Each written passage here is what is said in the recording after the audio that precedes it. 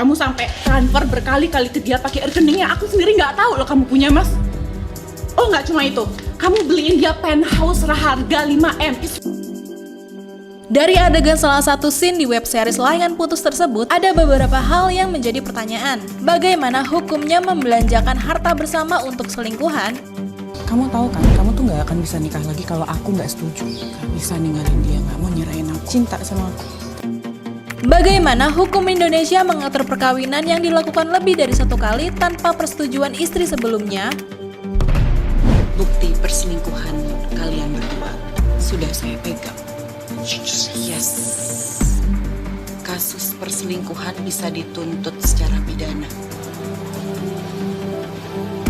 Bagaimana hukum pidana di Indonesia mengatur tentang seorang suami yang melakukan perselingkuhan atau zina?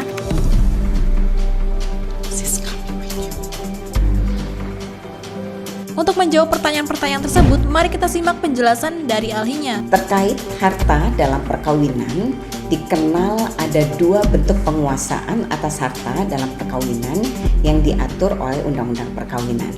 Yang pertama adalah harta dalam penguasaan masing-masing suami dan istri.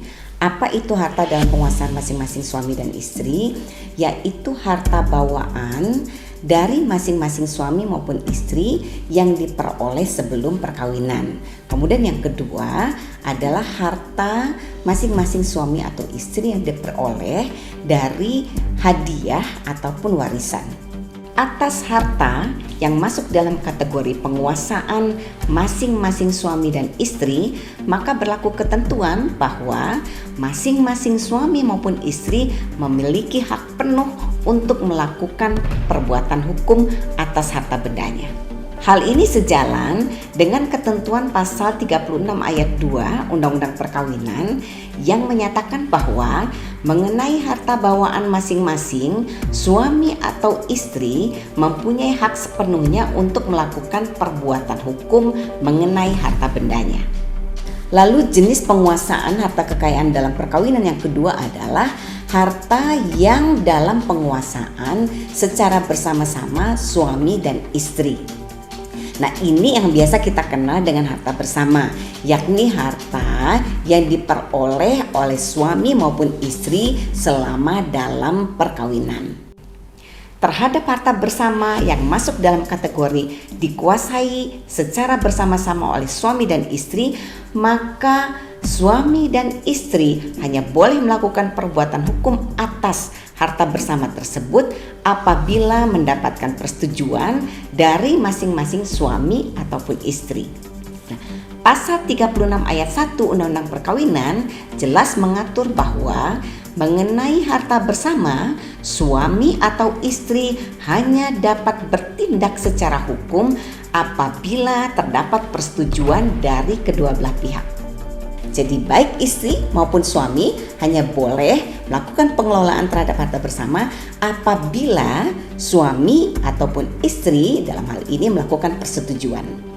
Lalu kemudian ada pertanyaan, bagaimana jika suami ataupun istri kemudian membelanjakan uangnya namun untuk kepentingan pribadinya dan tidak menyebabkan beralihnya suatu harta bersama yang dibelanjakan tersebut. Nah, tentu ini adalah tindakan yang boleh tanpa harus mendapatkan persetujuan. Jadi selama tidak ada peralihan atas aset dalam harta bersama, maka penggunaannya itu boleh dilakukan tanpa persetujuan. Nah, bagaimana jika suami ataupun istri membelanjakan uangnya yang menyebabkan beralihnya sebagian harta bersama menjadi milik orang lain? Maka dalam hal ini harus mendapatkan persetujuan dari istri ataupun suami. Artinya, tindakan suami ataupun istri yang mengalihkan atau menjual aset harta bersama tanpa adanya persetujuan istri atau suami, maka peralihan atas harta benda tersebut dapat dibatalkan karena kapasitas suami ataupun istri dalam mengalihkan harta bersama tersebut tidak disertai dengan persetujuan. Sebagai contoh misalnya, transaksi mengenai penjualan. Apabila salah satu pihak suami ataupun istri dalam hal ini telah menjual tanpa adanya persetujuan pasangan, maka patut dilakukan upaya pembatalan akta jual beli yang telah ditandatangani tersebut. Kemudian ada ketentuan yang lebih tegas dalam pasal 92 kompilasi hukum Islam yang menyatakan bahwa suami ataupun istri tanpa persetujuan pihak lain tidak diperbolehkan untuk menjual atau memindahkan harta bersama. Nah, konsekuensi dari pengalihan harta bersama yang dilakukan tanpa persetujuan istri membuat transaksi tersebut menjadi tidak sah secara hukum. Nah, tidak sah secara hukum dalam hal ini dikarenakan tidak memenuhi syarat sahnya suatu perjanjian. Oh, nggak cuma itu. Kamu beliin dia penthouse harga 5M. Bagaimana hukumnya membelanjakan harta bersama untuk selingkuhan? Terkait dengan pertanyaan banyak ibu-ibu di luar sana setelah menonton serial yang saat ini sedang viral, serial Layangan Putus, apakah tindakan Aris ya selaku suami dalam hal ini yang membelikan penthouse untuk selingkuhannya Lydia dapat dibenarkan secara hukum?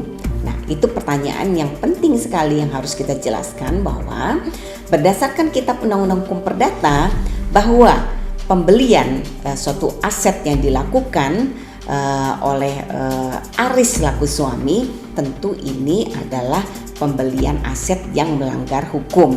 Karena jelas dalam Undang-Undang Perkawinan bahwa harta bersama merupakan harta yang hanya boleh ya dilakukan pengelolaannya atau pemindahannya atau pengalihannya apabila disetujui oleh suami maupun istri. Nah, apabila Aris kemudian membelikan penthouse untuk selingkuhannya tanpa persetujuan istrinya, maka ini jelas melanggar Undang-Undang Perkawinan. Nah, oleh karena ini melanggar Undang-Undang Perkawinan, maka berdasarkan hukum perjanjian, jual beli yang dilakukan oleh Aris terhadap penthouse yang diberikan untuk Lydia selingkuhannya pun ini dianggap melanggar hukum. Karena tidak memenuhi syarat objektif yaitu kausa yang halal, tentu perjanjian ini batal demi hukum. Namun ada juga yang berpendapat bahwa izin istri adalah bagian dari tidak terpenuhinya syarat subjektif suatu perjanjian sehingga istri dapat mengajukan pembatalan. Namun konteksnya di sini yang saya ingin tegaskan adalah apakah ini memenuhi syarat objektif ataupun subjektif, dua-duanya menurut pendapat saya adalah tidak sah secara hukum. Artinya istri dalam hal ini dapat mengajukan upaya hukum kepada pengadilan untuk melakukan pembatalan atas transaksi yang dilakukan oleh suaminya, dalam hal ini Aris, yang tidak disetujui atau tanpa persetujuan istrinya. Nah, jadi jelas bahwa dalam hal ini suami tidak berwenang untuk membelanjakan uangnya yang menyebabkan beralihnya harta bersama tanpa persetujuan istri. Terlebih membelanjakan uang yang merupakan harta bersama untuk keperluan perempuan lain yang merupakan selingkuhannya. Hal ini merupakan tindakan yang nyata-nyata melanggar ketentuan hukum. Kamu tahu kan, kamu tuh gak akan bisa nikah lagi kalau aku gak setuju. Gak bisa ninggalin dia, gak mau nyerahin aku. Cinta sama aku. Bagaimana hukum Indonesia mengatur perkawinan yang dilakukan lebih dari satu kali tanpa persetujuan istri sebelumnya? Hukum Indonesia pada dasarnya menganut asas monogami, di mana dalam suatu perkawinan seorang pria hanya boleh mempunyai satu istri, begitu juga sebaliknya seorang wanita hanya boleh mempunyai satu orang suami.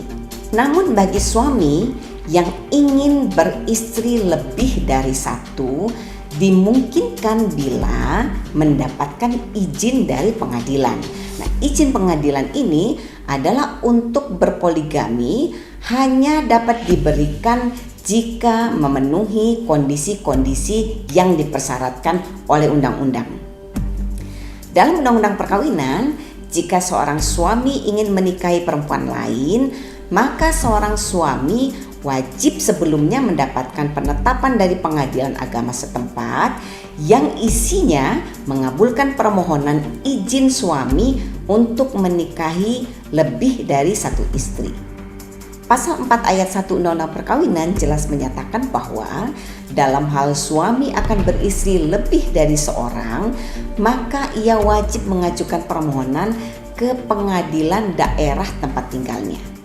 Hal ini juga sejalan dengan ketentuan dalam kompilasi hukum Islam yang menyatakan bahwa suami yang hendak beristri lebih dari satu orang harus mendapatkan izin dari pengadilan agama.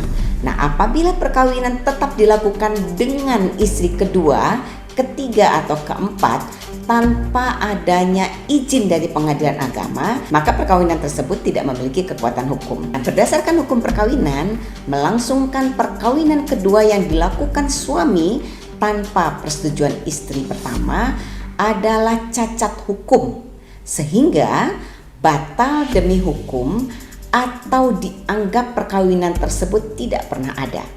Lebih lanjut, pasal 5 Undang-Undang Perkawinan mengatur bahwa untuk dapat mengajukan permohonan ke pengadilan untuk memperistri perempuan lebih dari satu, maka seorang suami harus memenuhi syarat. Yang pertama adalah adanya persetujuan dari istri atau istri-istri. Yang kedua, adanya kepastian bahwa suami mampu memenuhi keperluan-keperluan hidup istri-istri dan anak-anaknya. Kemudian yang ketiga, adanya jaminan bahwa suami akan berlaku adil terhadap istri-istri dan anak-anaknya. Lebih jauh lagi, pasal 55 kompilasi hukum Islam mengatur bahwa beristri lebih dari satu orang pada waktu bersamaan terbatas hanya sampai 4 istri. Nah, ini berlaku hanya untuk orang muslim. Nah, kemudian syarat utama beristri lebih dari satu orang, suami dalam hal ini harus mampu berlaku adil terhadap istri-istri dan anak-anaknya. Khusus laki-laki yang beragama Islam, tentu harus dipahami secara tegas bahwa kompilasi hukum Islam mengatur terlarang bagi seorang laki-laki atau suami beristri lebih dari satu apabila suami tersebut tidak mampu berlaku adil. Hal ini tegas diatur dalam pasal 55 kompilasi hukum Islam bahwa apabila seorang suami tidak mampu berlaku adil, maka dilarang untuk memiliki istri lebih dari seorang. Nah, apabila seorang suami kemudian ternyata mampu berlaku adil, tentu ini harus bisa dibuktikan terlebih dahulu, maka kemudian pengadilan dapat menetapkan izin bagi seorang suami untuk menikah apabila memenuhi persyaratan, juga sama seperti yang diatur dalam Undang-Undang Perkawinan, adanya persetujuan dari istri. Lalu bagaimana apabila di kemudian hari istrinya mengetahui ternyata suaminya sudah menikah lagi? Ini tentu banyak sekali terjadi di lingkungan kita. Para ibu-ibu banyak sekali mengeluh, para istri banyak sekali mengeluh, ternyata suaminya belakangan hari baru diketahui menikah lagi. Nah, hukumnya bagaimana sih? Jelas dalam Kitab Undang-Undang Hukum Pidana pasal 279 mengatur bahwa diancam dengan pidana penjara paling lama 5 tahun apabila seseorang mengadakan perkawinan padahal mengetahui bahwa perkawinan atau perkawinannya yang telah ada menjadi penghalang yang sah untuk ini. Apa maksudnya?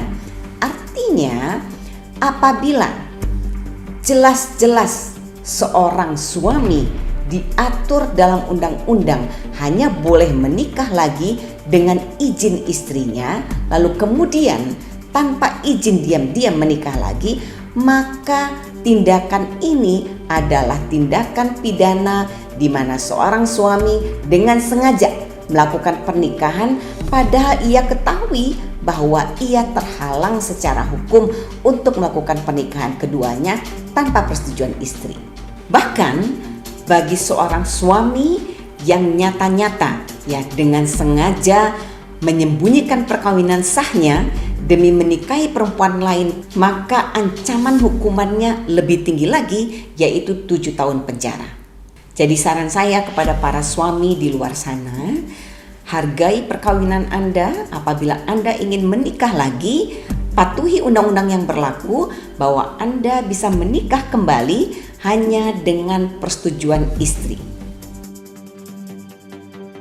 Jadi penting sekali untuk diketahui oleh para suami di luar sana bahwa apabila Anda ingin menikah lagi, maka undang-undang perkawinan jelas mengatur bahwa pernikahan Anda dengan istri kedua wajib mendapatkan persetujuan dari istri pertama Anda. Apabila Anda menikah secara diam-diam, maka Anda bisa dikenai hukuman penjara 5 tahun. Bahkan apabila Anda dengan sengaja menyembunyikan status perkawinan Anda demi menikahi perempuan lain, maka pidana penjara yang akan dikenai lebih tinggi lagi, 7 tahun penjara. Bukti perselingkuhan kalian berdua sudah saya pegang. Yes. Kasus perselingkuhan bisa dituntut secara pidana. Bagaimana hukum pidana di Indonesia mengatur tentang seorang suami yang melakukan perselingkuhan atau zina?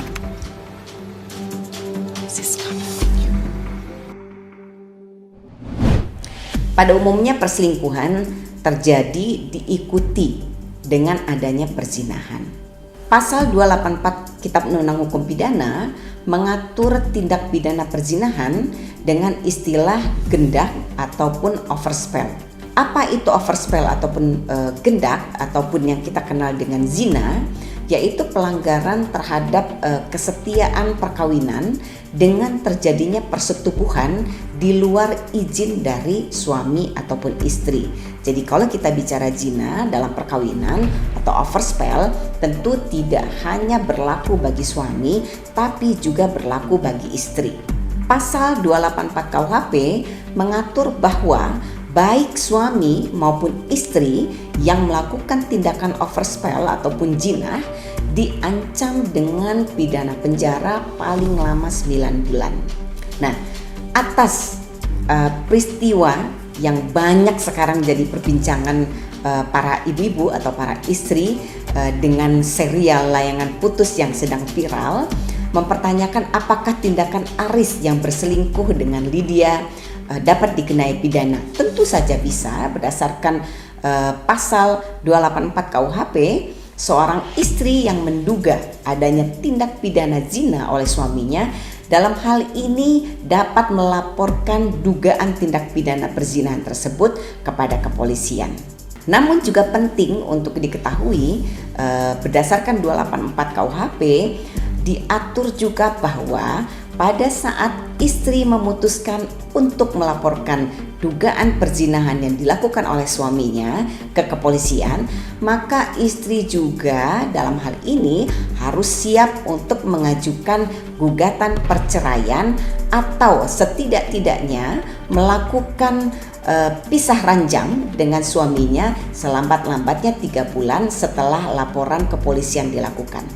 Sebab hukum kita mengatur bahwa laporan polisi tentang perzinahan hanya akan diproses apabila adanya putusan cerai atau penetapan pisah ranjang. Namun sejalan dengan perkembangan waktu, maka terdapat jurisprudensi Mahkamah Agung yang ternyata memutus perkara perzinahan tanpa harus didahului dengan perceraian. Oke, sekian penjelasan tentang hukum perselingkuhan seperti kejadian yang ada dalam adegan web series Layangan Putus. Semoga informasi ini dapat menambah pengetahuan dan wawasan kalian. Terima kasih telah menonton, share video ini jika membantu, dan jangan lupa untuk komen, like, dan subscribe.